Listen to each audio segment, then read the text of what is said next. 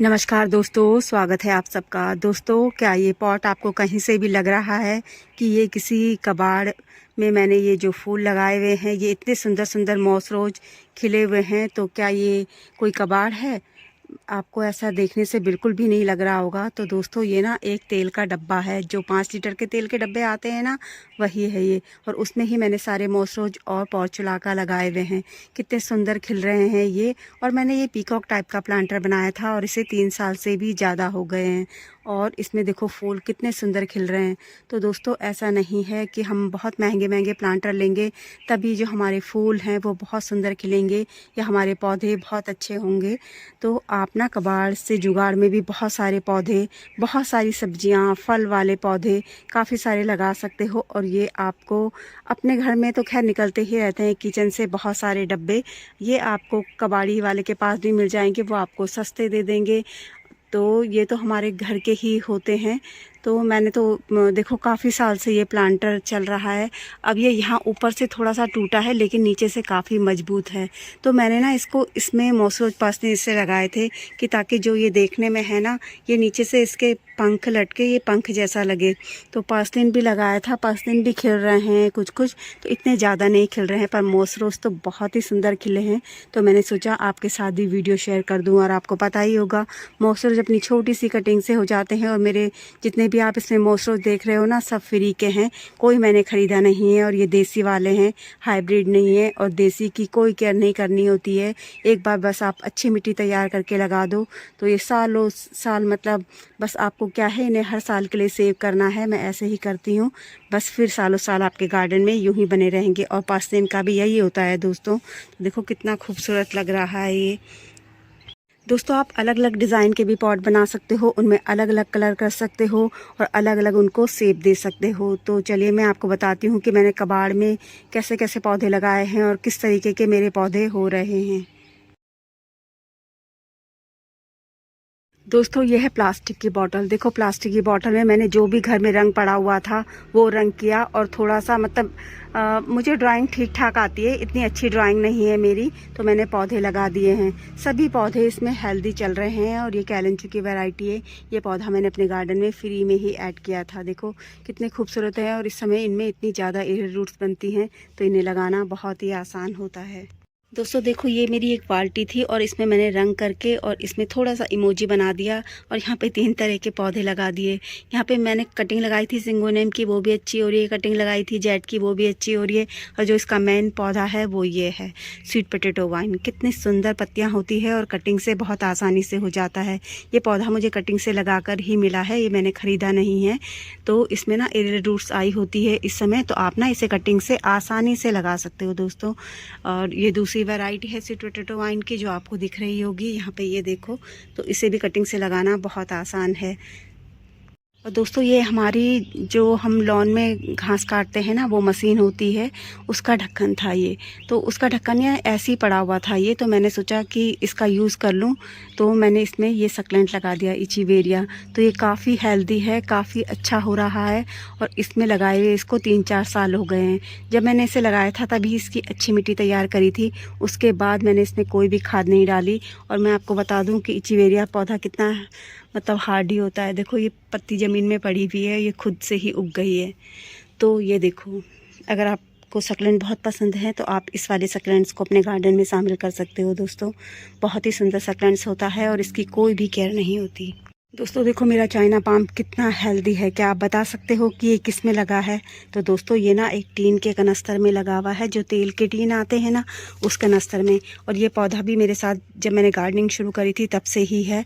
और ये देखो, ये कनस्तर टूट भी गया है। मैं सोच रही हूँ जब अब पूरी तरीके से टूट जाएगा तभी मैं इस पौधे को शिफ्ट करूँगी। तो पौधा भी हेल्दी है और अच्छे से भी ग्रोथ कर रहा है। तो कबाड़ में भी आप बहुत सारे पौधे लगा सकते हो। और इसकी पत्तियां आपको गंदी दिख रही होगी, तो ऊपर से ना कोई कीड़ा लकड़ी को खा रहा है, वो इस पे गिरता जा रहा है पत्तियों में। साफ भी करती हूँ लेकिन फिर भी ऐसे ही हो जाता है दोस्तों। दोस्तों, अगर आपके पास कुछ भी नहीं है तो जो ये प्लास्टिक की बॉटल्स होती है ना, डिब्बे वगैरह नहीं है आपके पास, तो जो प्लास्टिक की कोल्ड ड्रिंक की बॉटल होती है, ये तो हर किसी को मिल जाती है कहीं ना कहीं से। तो आप इनमें भी पौधे लगा सकते हो। देखो, मैंने ये जुगाड़ से ये हैंग किए हुए हैं सब कुछ, और पौधे इनमें काफ़ी हेल्दी चल रहे हैं। कुछ पौधे इनमें काफ़ी टाइम से हैं और कुछ पौधे मैंने अभी कुछ महीने पहले ही लगाए हैं। और सारे ही पौधे जितने भी आपको दिख रहे होंगे ना, सब कटिंग से हो जाते हैं और मैं इनकी कोई ज़्यादा केयर भी नहीं करती हूँ। बस मैंने इनकी एक बार अच्छी मिट्टी तैयार करी थी। देखो एरियल रूट्स कितनी आई हैं, तो इन्हें लगाना बहुत आसान है। अभी आप चाहो तो इनको ना लगा लगा कर इनके बहुत सारे पौधे तैयार कर सकते हो। तो छोटे छोटे जो ये बॉटल्स वगैरह ये डिब्बे होते हैं ना, इनमें बहुत सारे पौधे बहुत अच्छे से हो जाते हैं। और कबाड़ से जुगाड़ का मैं आपको एक और बताती हूँ। यहाँ देखो, ये मैंने शूज में लगाए थे, मेरे शूज ख़राब हो गए थे तो मैंने इनमें लगा दिए थे। इस बॉर्न स्टार कैक्टस की मैं कोई केयर नहीं करती हूँ और इसमें बस बिल्कुल थोड़ी सी मिट्टी। आप सोच सकते हो कि शूज में कितनी मिट्टी आएगी, इतनी ज़्यादा मिट्टी नहीं आती है, फिर भी ये पौधा चल रहा है। मैं बस कभी कभी इसमें पानी डाल देती हूँ, मैंने इसमें कोई खाद नहीं डाली है और मैंने इसकी केयर नहीं करी। तो देखो, ये वाला पौधा तो ख़राब ही हो गया है और इनको लगे हुए शायद 2-2.5 साल हो गए होंगे और कितने अच्छे चल रहे हैं। दोस्तों देखो, ये कॉलेज कितना हेल्दी है, कितने ज़्यादा हेल्दी। और मैं आपको बताऊं कि मैंने ना ये ऐसे बेकार डब्बे में लगाया हुआ है इस तरीके से, और इसके साथ का दूसरा प्लांट भी बेकार डब्बे में लगाया हुआ है, वो देखो। बाकी और पॉट में लगाए हुए हैं और ये इस तरीके से डिब्बे में लगाया हुआ है। तो जो कॉलेज होते हैं ना, वो छोटे छोटे पॉट में आप अगर 1 लीटर के पॉट में लगाओगे तो आराम से हो जाएंगे। और ये 1 लीटर का ही डब्बा है जिसमें मैंने एक कॉलेज लगाए हुए हैं। और देखो मतलब कितना हेल्दी, कितना बड़ा हो गया है पौधा। तो इसकी जड़ें इतनी ज़्यादा नहीं फैलती, तो आपको ये पौधा ना छोटे छोटे पॉट में लगा कर भी आप अपना शौक़ पूरा कर सकते हो।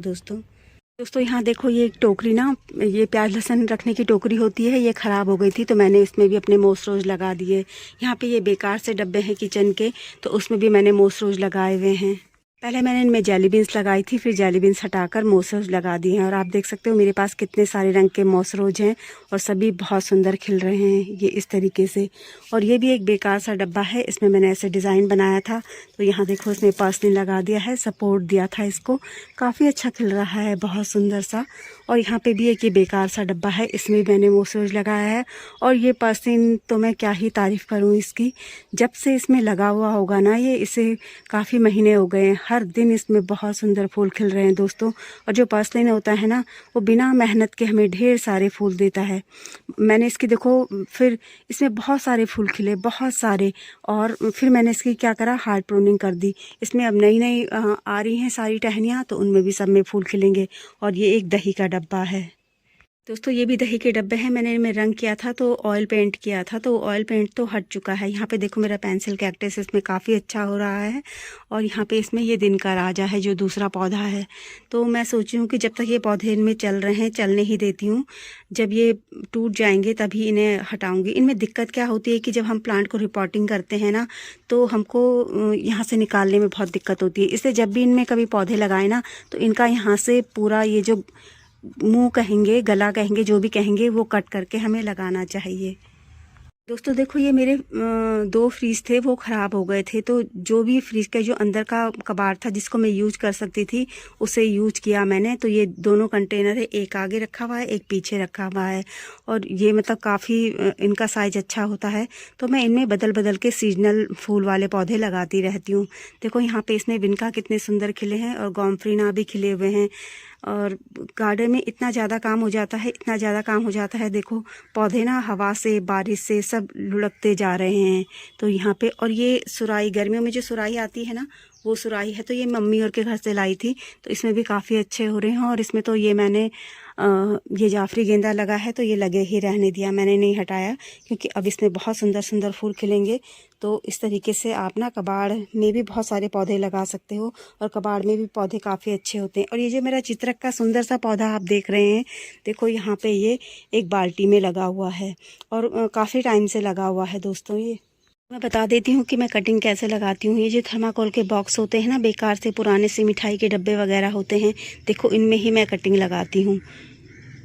दोस्तों आप जो पुराने टायर्स होते हैं, मटके होते हैं, उन्हें भी ना फेंकें। देखो कितने सुंदर, मतलब ये ना सालों से मेरे गार्डन में है जो ये टायर्स हैं, तो देखने में भी बहुत खूबसूरत लगते हैं। बस मैंने थोड़ा सा रंग किया हुआ है और इनके जो इनमें विनका लगे हुए थे, मैंने उनकी बहुत ज़्यादा हार्ड प्रूनिंग कर दी है।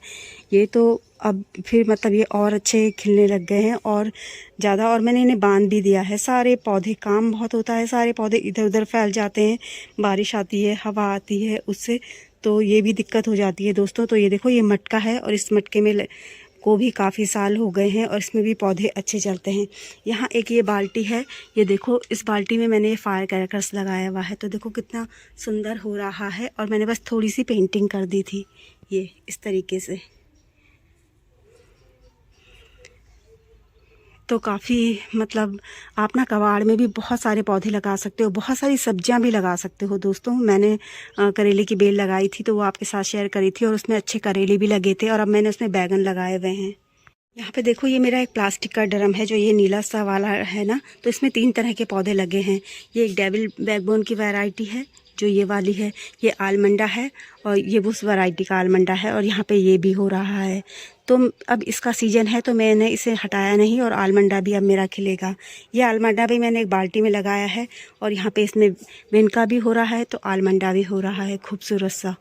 तो कितने मतलब ये मैंने देख कर लगाए हैं क्योंकि आलमंडा को भी बड़ा प्लांटर चाहिए होता है, तो मैंने इसलिए उसको इस तरीके का पॉट दिया है। और यहाँ पे ये देखो ये पौधे भी, ये ऐसी बेकार सा डब्बा था तो इसका भी मैंने यूज़ करके, और यहाँ पे ना इसमें मॉन्स्टेरा की कटिंग लगाई थी तो ये हो गई है। मैं सोची थी ये मुश्किल ही होगी पर ये हो गई है। नई पत्तियाँ आ गई हैं ना, इसमें भी नई पत्तियाँ आ रही हैं। दोस्तों देखो मेरे क्रॉटन भी मैंने बेकार डब्बों में लगाए हैं और वहाँ वो भी इस तरीके से लगाए हुए हैं ये, और वो भी एक लीटर का डब्बा है उसमें क्रोटन लगाया हुआ है। इस तरह के जो तसले होते हैं टूट फूट जाते हैं उन्हें भी मैं नहीं फेंकती हूँ, उन्हें भी गार्डनिंग में यूज़ कर लेती हूँ। देखो इसमें मैंने रेन लिली लगाई है और एक टूटा हुआ सा तसला मेरा ये है और इसमें बहुत सारे पौधे हो रहे हैं। यहाँ पे देखो कैलेडियम भी हो रहा है, विनका भी हो रहा है और भी छोटे छोटे पौधे हो रहे हैं और उसका पॉट ही नहीं दिख रहा है। दोस्तों ये जितने भी आपको यहाँ पे पौधे दिख रहे हैं ना, ये सब मैंने कनस्तर में लगाए हुए हैं। जो तेल के कनस्तर आते हैं उनमें लगाए हुए हैं। ये फायर बुश भी और ये बर्ड ऑफ पैराडाइज भी और ये वाला अगेव भी। तो ये देखो मतलब कितने हेल्दी और कितने अच्छे हो रहे हैं। और आज से नहीं लगाए हुए हैं, इन्हें 2-3 साल हो गए हैं इसमें लगे हुए। अब सोच रही हूँ कि जब ये मतलब टीन के कनस्तर पूरी तरीके से सड़ जाएंगे तभी इनको मैं बदलूँगी।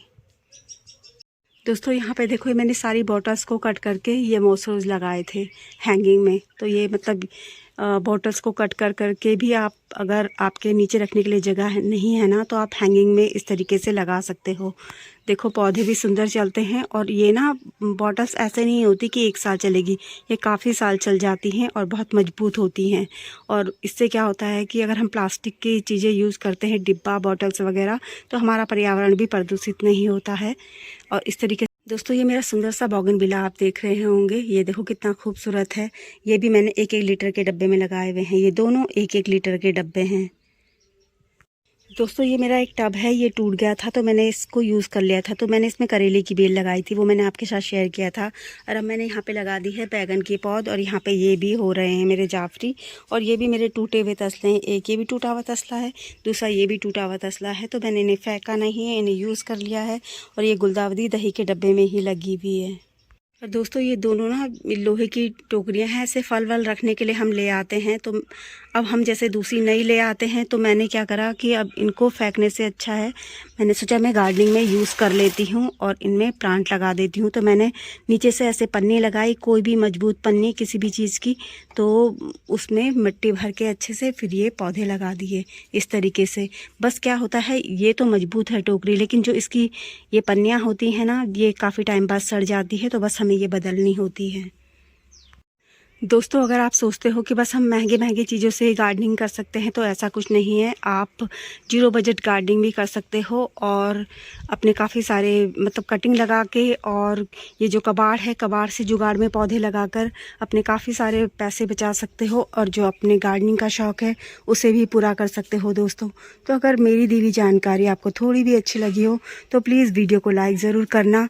मेरे जितने भी जीनिया हैं, जितने भी विनका हैं, सारे मैं आपको बताती रहती हूँ कि मैंने काफ़ी सारे पौधे, इनको मतलब मैं गर्मियों में पौधे खरीदती ही नहीं हूँ, बस सीड्स से लगाती हूँ और खुद उगाती हूँ। अभी मुझे सर्दियों के सीड्स भी बोने हैं, तो मैं धीरे धीरे कर रही हूँ। जैसे जैसे मैं करती जाऊँगी आपके साथ शेयर करती जाऊँगी। दोस्तों, वीडियो में अंत तक बने रहने के लिए आप सभी का बहुत बहुत धन्यवाद।